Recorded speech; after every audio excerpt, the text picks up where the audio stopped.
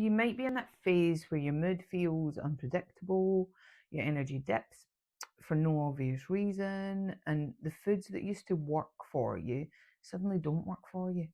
And you're doing your best, yet some days your body feels like it's playing by a new set of rules and you're not imagining it. Perimenopause really can feel like it's pulled the rug out from under you.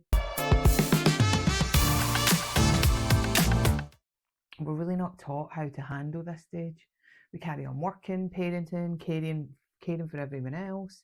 Meanwhile, hormones are shifting hour by hour, minute by minute. We end up putting huge expectations on ourselves. We eat perfectly, we stay calm, we hit every target, and it's just not realistic. We need space, we need flexibility, we need a way of eating that actually supports how fluctuating everything feels.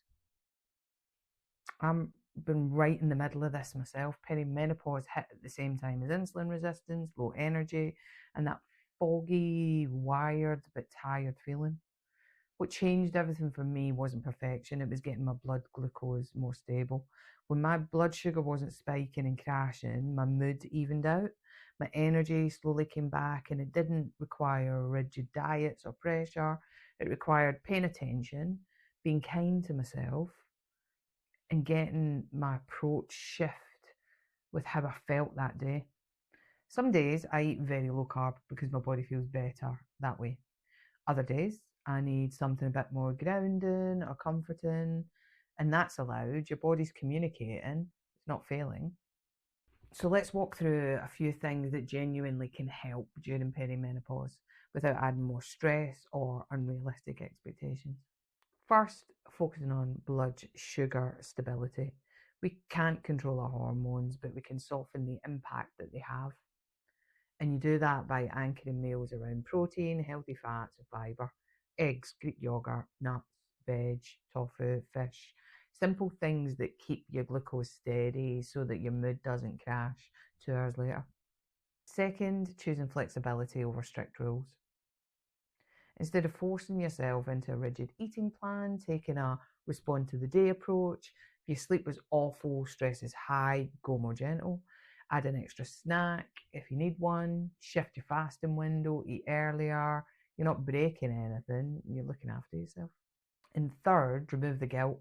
Perimenopause isn't a time for perfection, it's time for nourishment. On the days when your body feels slow or it feels heavy, treat yourself with patience. On the days you feel energized, ride that energy wave. Your consistency comes from kindness, not discipline. And fourth, rely on simple meals.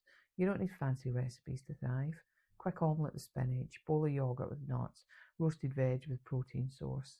10 minutes, no drama, no chasing the perfect. Link here to my playlist, which has just got pretty much 10-minute easy recipe meals. And fifth, don't ignore comfort. Sometimes you need warm food, soft textures, something grounding. That's not emotional eating, that's a body seeking safety. Honour that instead of fighting it. So you're not meant to push through perimenopause alone or with unrealistic pressure on your shoulders. You deserve support, steady energy, and a way of eating that works with your body instead of against it. If you want to keep building this together, you'll find a link below to join my newsletter where I share simple, doable steps and more supportive guidance each week. And if this has helped you feel a little more understood, subscribe and stay with me. We're navigating this stage with honesty, with flexibility, and a lot of self-compassion. You've got far more strength than you give yourself credit for. So let's take this one stage at a time, steady, balanced, day by day.